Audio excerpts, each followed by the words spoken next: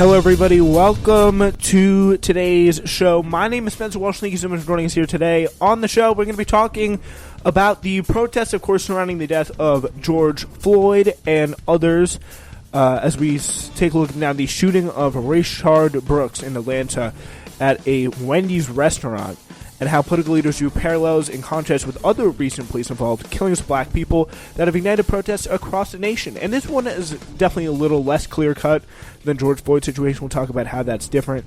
Also, breaking down the rest of the protests and what defunding the police really means. Also, coronavirus. Officials in New York and Houston are considering another lockdown. Health experts predict the virus will afflict the U.S. for months to come. We'll talk about the coronavirus today and other major news stories. Finally, New York Times has endorsed Jamal Bowman as a promising new face voters can send to Congress. We will be previewing the upcoming New York primaries with James Stanley on the show today all throughout. Jamal Bowman, not the only exciting candidate that is in that area. So, James, thank you so much for joining us.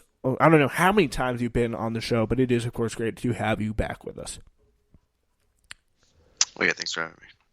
All right, so first of all, let's talk about this police shooting. Of course, we haven't had you on in a while, so I guess we kind of do this thing where we catch up with some of our guests. We haven't had you on at all since the George Floyd shooting has happened. Like, what has your reaction been, in kind of the more broadest sense possible, really, to the real social movement that has sprung up in the wake of George Floyd's death? Well, I'd probably say a social movement that was pretty much unseen or unthought of, because we've seen killings like this happen before. This isn't the first one. We saw Eric Garner not far from here, which also had a video of his death. And then we see George Floyd now with his death, what happened in Minneapolis. And I would say the social movement that have occurred after this death have been very, very huge, very large, all across the country. In every community around this country, there have been some sort of movement in regards to it, which is very, very motivating to see. And it's very interesting to see that many people are motivated to really bring about change. And, I think many people would probably agree that change should have happened a while ago. But it's nice to see that a lot of people are kind of just fed up and done with it. I kind of wish that it was a little bit sooner before, we had to have this many deaths, and for it to be this publicized, for it to be this large of a protest. But I think that it's very good to see that we have a lot of people who are actually protesting against something that was inhumane that occurred to George. Yeah, that is for sure. And, of course, now we have this new report about this Rayshard Brooks killing in Atlanta, as details emerge of what happened when the Atlanta police shot and killed Rayshard as he fled from them outside a Wendy's restaurant in Atlanta. Political leaders drew parallels in contrast with the other recent police-involved killings of black people that have ignited protests across the nation. The Fulton County Medical Examiner's office confirmed on Sunday that Brooks' death was a homicide, and the cause of death was gunshot wounds of the back. The office statement said he had been hit by 2 shots, causing organ injuries and blood loss. Representative James Clyburn of South Carolina said on Sunday that he did not believe lethal force was necessary in the police's encounter with Mr. Brooks, who had dozed off at the wheel of the car while waiting on the restaurant's drive-through line. They'd already patted him down. They had no weapon on him. Where did they think he was going to go? So he's running away. My goodness, you've got his car. You can easily find him. But no, you fired bullets into his back. And again, I think we have so much of a tendency to, after the kind of crap that we've been giving cops, I think for a good portion of these past weeks, to be like, well, this is different. Like, we need to look at this through a different perspective. We need to give the cops a break on this one. This Rayshard Brooks killing was a little bit different. It was a little bit easier. It's less clear cut.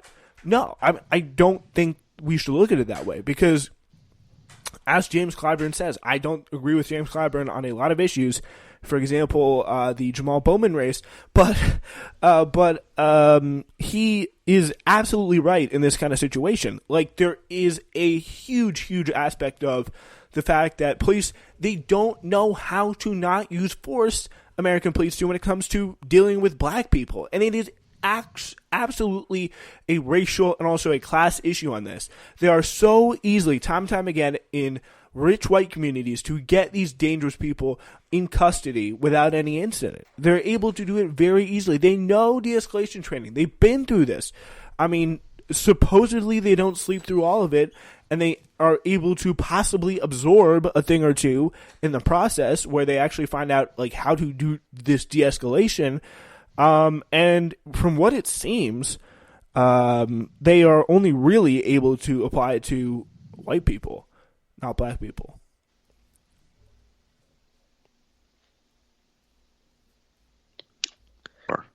Yeah,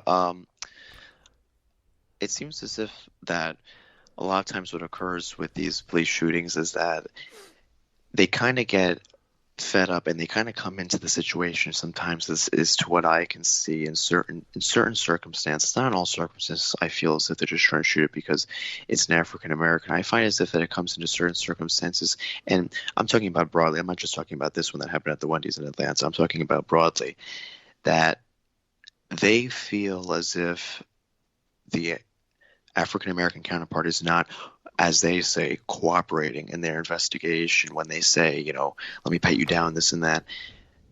A police officer doesn't need to pat you down unless you are being detained for a crime.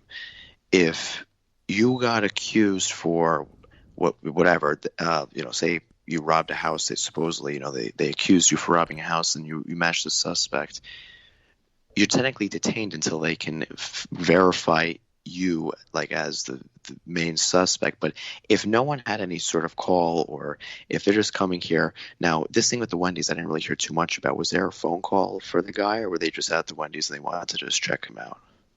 I think they were responding to a call, because I think what the situation was, he dozed off on the drive-through line and the police were called for that, and he was, well, that's not a crime though. Yeah, it's also not a crime of. I mean, even if it was trespassing, they don't have to do that. I mean, if it was trespassing and he ran away, all they could do is, as you said, they had the car. I guarantee you, first off, if you had that car, he should have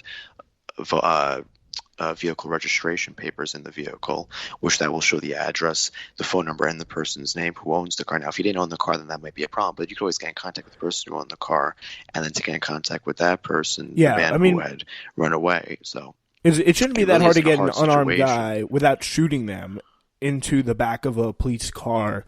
With if you're not armed, all you got to do is just pick the guy up and put him in handcuffs. Supposedly there's more of you than there are of him. Or even running after him isn't even a bad thing either. I mean, you get tired. Yeah, exactly. If he gets away somehow. To give me more details about that. An analysis of the videos by the New York Times shows that Officer Garrett Rolfe fired a stun gun at Brooks as he and another officer, Devin Brosnan, tried to take Mr. Brooks into custody. Brooks got a hold of Officer Brosnan's stun gun, broke away, and ran, turning at one point to fire it at Officer Rolfe, who was chasing him. Then Officer Rolfe fired 3 gunshots at Mr. Brooks. The shooting left many in the city once again incensed by the death of the black man at the hands of the police and nervous about the potential for more destructive flare-ups. By Saturday night, protesters had blocked all roads and an interstate near the restaurant, and apparently set the restaurant on fire, according to news reports, with police firing tear gas and flash grenades trying to disperse the crowd. So the city's police chief had resigned on Saturday morning, Keisha Lance Bottoms announced. And early on Sunday morning, Sergeant John Chafee, the spokesperson for the Atlanta Police Department, said Officer Rolfe had been fired and Officer Brosnan had been put on administrative leave. And this is really kind of a mark of the change I think that this case is bringing. Do you think this would? I really highly doubt this would have happened in a pre-George Floyd, pre-protest world. I actually could disagree a little bit there, because I don't know if it would have happened that swiftly. I could probably agree with you that if it would have happened the following day after this incident. But that mayor, Ms. Bottoms, has had a pretty good history of having pretty good relationship with the African American community. I mean, yeah, she's African American, but that doesn't actually mean that she doesn't have a relationship with him, the African American community. I'm not trying to say that, but she's had a good history of it, and there are many ways. I mean, when she ran for mayor, she took a lot of those wards in pretty big numbers, which is one of the reasons as to why she actually was able to beat out the Caucasian challenger that she had, who was also a council member from the northern part of Atlanta, which is the more more white area, but there's also a good amount of black area, but that's like the area where you'll see the more of the wealthy part of Atlanta. But going back to what I was saying, I could probably agree that it wouldn't have happened as swift, but I don't agree that it wouldn't have happened at all, because I think that she would have come to a solution, whether it be a week, a couple of weeks, or even a month later, that this would have had to be done in this circumstance. And the other thing I also question is the protesters. You say that they destroyed the restaurant. They put the restaurant on fire. I think so. Wendy's Yeah. I do think so. Yeah. But yeah, my question is, like, what's the point of that? Because the Wendy's, I mean, yeah, they called the police on the guy probably more for his safety, not because, oh, let's just get this guy killed. They didn't call the police and say that. I mean, if they did, then we could get the transcript. I'm not saying that they didn't say that, but I doubt it. So I'm questioning as to why they would burn down the restaurant down. Yeah, I don't know. I mean, again, I don't think it's like the end of the world. It's definitely not a good thing, but it's not like I think it's a horrible crime, though. Yeah, it's definitely not a good thing. It's not a horrible crime though, because I think it's like they can be very easily rebuilt. You know, it's like it's not going to be that hard to put back together. I don't know if it could be easily rebuilt. You know, we have a pandemic going on right now. I mean, yeah, but it's still, I think repairs are pretty easily to get. The building, most likely, it's a large company, and most likely, I'm not saying they don't have the money for it. I'm just saying it may not be right now. It may not be tomorrow that there's another Wendy's. No, I know. Yeah. Yeah, that is kind of the biggest kind of an update of what's going on right now. Police and dashboard body camera video showed that Brooks was compliant and friendly with officers when they first approached him, and for some time after that. And then the encounter turned to a struggle when the officers tried to handcuff him. It was probably something that he wasn't expecting. And I think it's really, really worth taking into account like all sides of the story. Like, what does the truth say about that? And I think hopefully, I don't think body cameras would have audio, right? They don't. No, a good amount of times they do actually. Oh, actually, okay. It's usually not. It's not very loud though. It's usually because it's like the microphone's not really in a good position, but you have audio. Yeah. Yeah. You usually hear the cop more than the suspect or the counter, the person who's getting videoed. Yeah, I think that would be very good to have, because like I think it's at this point, based on how we've seen police conduct themselves the past few weeks, like I think we got to take everything a police officer says with a grain of salt, just as much as we would take the assumption of completely upstanding conduct. Like the police officers, I think we need to, at least in cases of this variety, need to stop considering the police as like taking their word for it, pretty much. Like, and I think that's where the body cam would come in pretty helpful. Like what he said to him that made the arrest happen. It made the arrest a struggle. I think it would be very interesting to know. The police were called to the scene initially because Brooks had fallen asleep at the drive-thru line of a restaurant. The video shows Officer Brosnan waking Mr. Brooks in the driver's seat of the car and asking him to move the car to a parking space. Officer Brosnan appears to be unsure of whether to let Mr. Brooks sleep there or take further action. He calls for another police officer, and then Officer Rolfe arrives 12 minutes later. Rolfe searches Mr. Brooks and then puts him through a sobriety test, which he fails.